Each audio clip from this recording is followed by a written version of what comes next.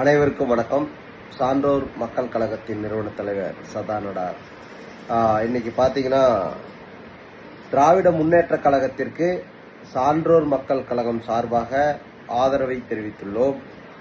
கொங்கு மண்டலத்தில் இருக்கின்ற அனைத்து தொகுதிகளிலும் பிரச்சாரம் மேற்கொள்ள இருக்கின்றோம்.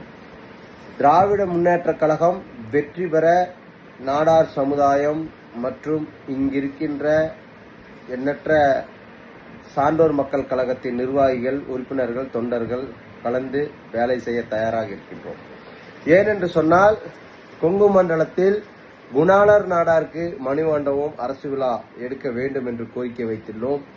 அதற்கு கண்டிப்பாக நிறைவேற்றி தருவதாக வாக்குறுதி கொடுத்துள்ளார்கள்.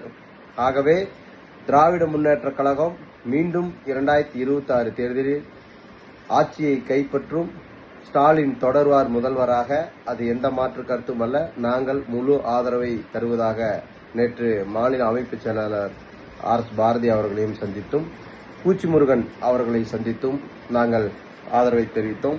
20ஆம் தேதிக்கு பிறகு முதல்வர் அவர்கள் நேரில் சந்திப்பதாக தகவல் தெரிவித்துள்ளார். கண்டிப்பாக நாங்கள் இந்த முறை 2026 தேர்தலில் திராவிட முன்னேற்ற கழகத்தை எதிர்த்து போட்டியிடும் அனைவரையும் டெபாசிட் இழக்க நாங்கள் அரும்பாடுபடுவோம்.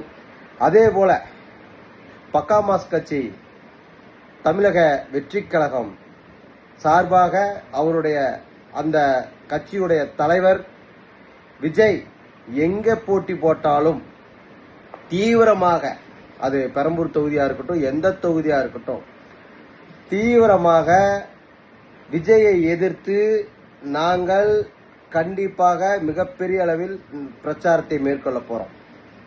ஏன்னு சொன்னா, இன்னைக்கு காமராஜரை கொள்கை தலைவராக ஏற்றுள்ள மிஸ்டர் விஜய் அவர்கள், காமராஜரை பின்பற்றியுள்ள விஜய் அவர்கள் திருமண பந்தத்தில் காமராஜர் ஐயா தன் வாழ்நாள் முழுவதும் இந்த தமிழக மக்களுக்காகவும் இந்திய மக்களுக்காகவும் அரும்பாடுபட்டார்.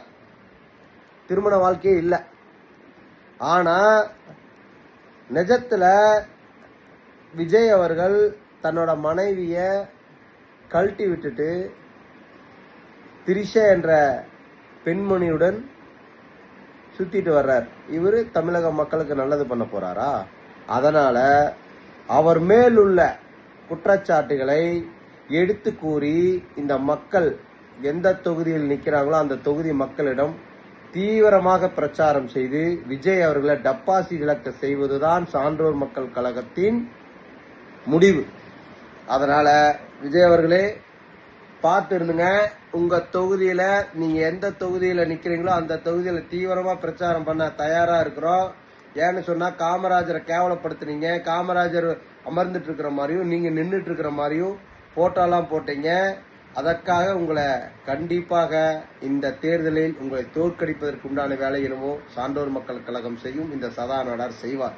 அது எந்த மாற்று கருத்தும் கிடையாது. அது எந்த எதிர்ப்பு வந்தாலும் சரி, உங்கள் மிரட்டல்களுக்கும் முருட்டல்களுக்கெல்லாம் என்னைக்கும் நாங்க தயங்க நாள் கிடையாது. ஏன்னா மேதகு வேலுப்பிள்ளை பிரபாகரன் வழியில் வந்தவரும், அண்ணன் தமிழக வாழ்வுரிமை கட்சி நிறுவன தலைவர் அண்ணன் டி வேல்முருகன் அவர்கள் வழியிலையும் நாங்க வந்தவங்க.